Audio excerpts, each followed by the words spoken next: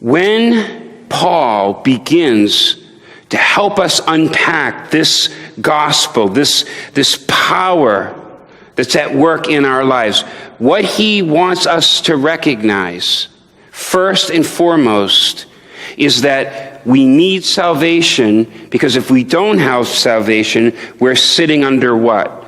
The wrath of God.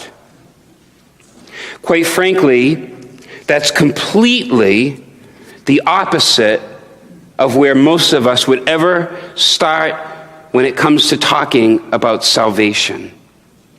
When it comes to the gospel of Jesus, what most of us are comfortable talking about is Jesus' love and Jesus' peace and Jesus' compassion and Jesus' kindness and how all of that just kind of brings happiness to our lives. And really, if ever, do we talk about judgment and anger and wrath, because that just isn't a comfortable picture of God that we like to think about.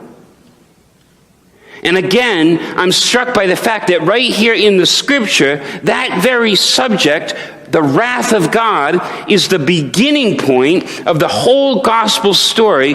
And it's actually the best place, the best preparation for the announcement of grace, God's kindness towards us who are undeserving in every way possible. And so what I think Paul is saying here is simply this: how can people understand anything about love if they really don't understand anything about hate?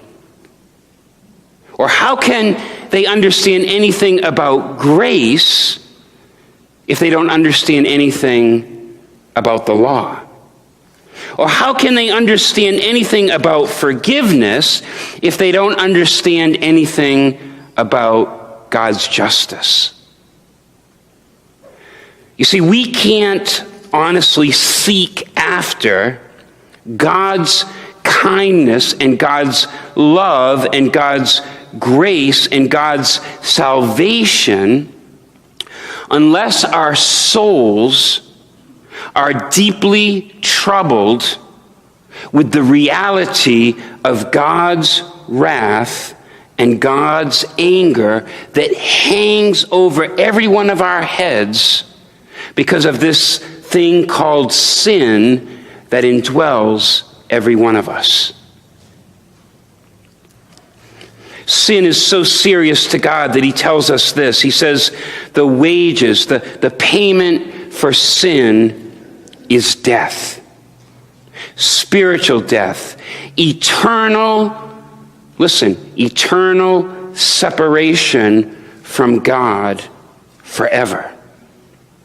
When you read in the scriptures about the reality of hell, where the scripture says there'll be gnashing of teeth, there will be weeping, that's a real picture of God's wrath at work. You see, unless we truly get a hold of this reality, this grave danger, this deadly infection that plagues every one of us here this morning, this sin that we've been born into, then there's really no reason to ever ponder the need for change in our lives. We have to wrap our minds around the seriousness of sin and the reason why God's wrath rests over us because of that sin.